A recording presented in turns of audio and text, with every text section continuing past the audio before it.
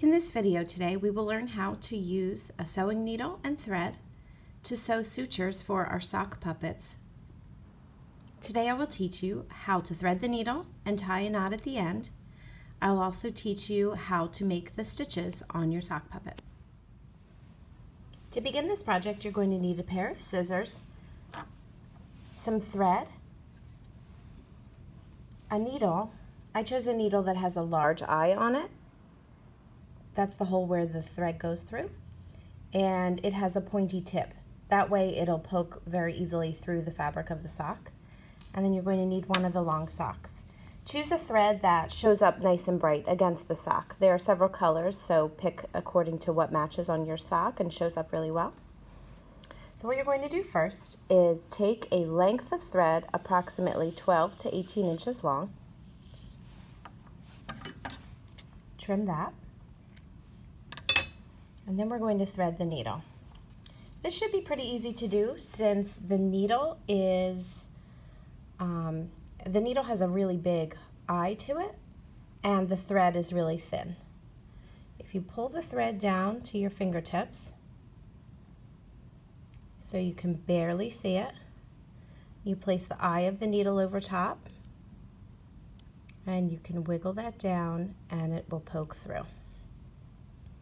Since this thread is really thin, it will be okay to tie the thread to the needle. If we were using thicker thread, that wouldn't work very well because the knot would become too big to fit through. So I'm just doing a knot just like you would use to tie your shoes. And I'm doing 2 of those, and that helps to make sure that the thread doesn't pull through the needle. So I've got a short tail here and a longer tail here. Now I want to show you how to tie a crazy knot at the end. We need this crazy knot at the end because just a single knot at the end of our long tail would be too tiny and would pop right through the fabric of the sock.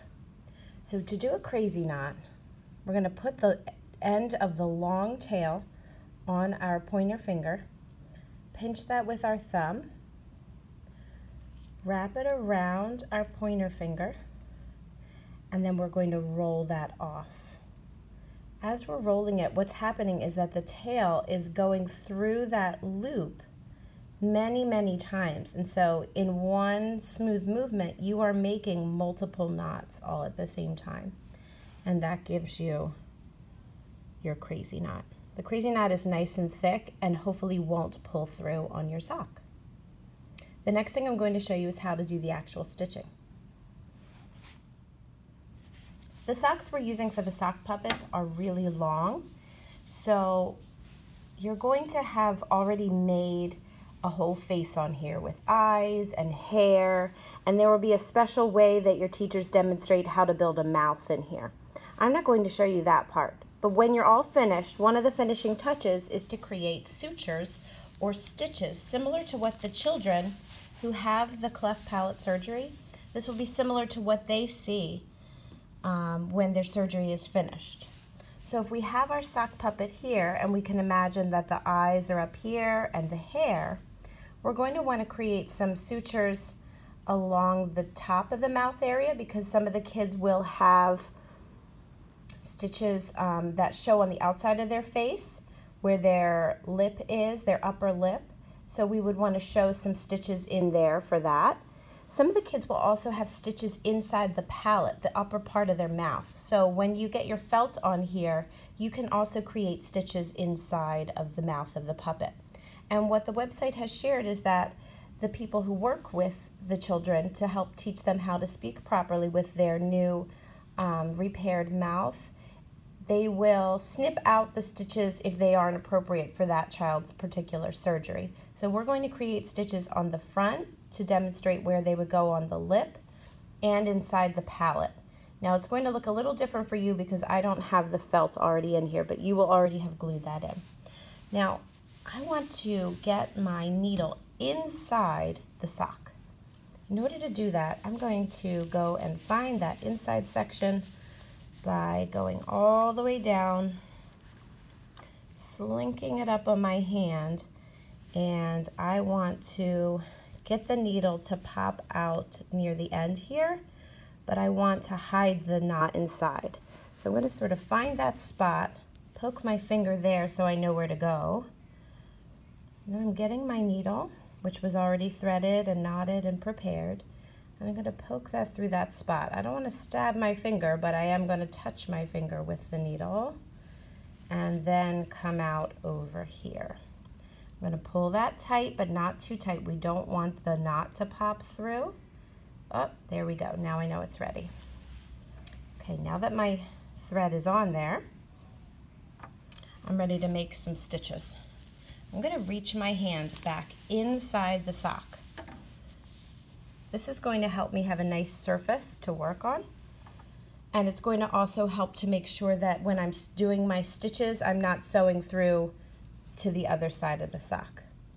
So the stitches for the suture are going to be an in and out and pull kind of stitch, okay? So I'm going to poke in one side and out the other. Notice how I'm holding my needle pretty flat. I'm not really poking straight down, I'm just poking in and out, straight through a little chunk of fabric. And then I'm going to pull that tight. And I get a little stitch. And then I'm going to do another one.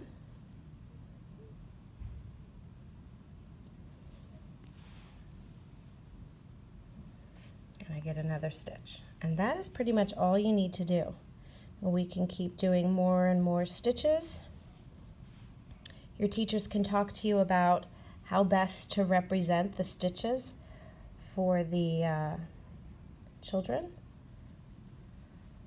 But basically, again, you are just poking in and out of the fabric. You're not going to pull it through the back. You're always keeping your needle on the front. So in and out all in one shot like that. Can you see? Pull, and that's it. Now if you were going to go and do your stitches on the inside of the mouth, you could poke this needle down in and come out inside of the mouth and do that again. These same kinds of stitches. Now how do you end your stitches? Well, we're going to do a little bit more of a knot.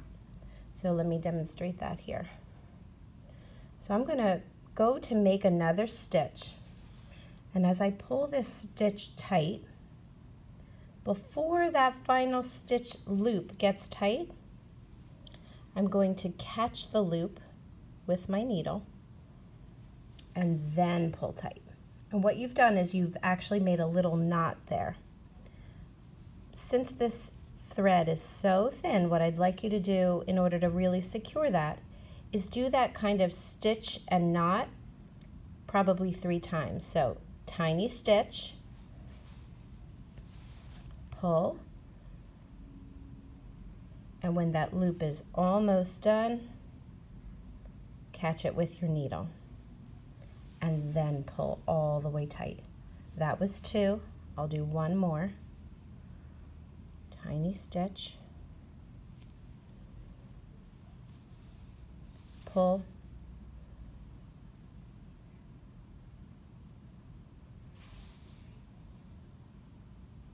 catch the loop, and pull all the way tight. So I started my project with a really big crazy knot in the back. That's going to help keep that stitch secure.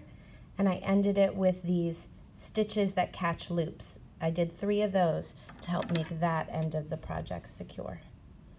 Then you just snip your string and you have your stitches. Your teachers may instruct you to do more stitches than that, and they may also talk to you about putting them in with the felt on the inside of the mouth. You can talk to them about the specifics of that. I hope you had fun learning how to use the needle and thread today, and good luck with your service project.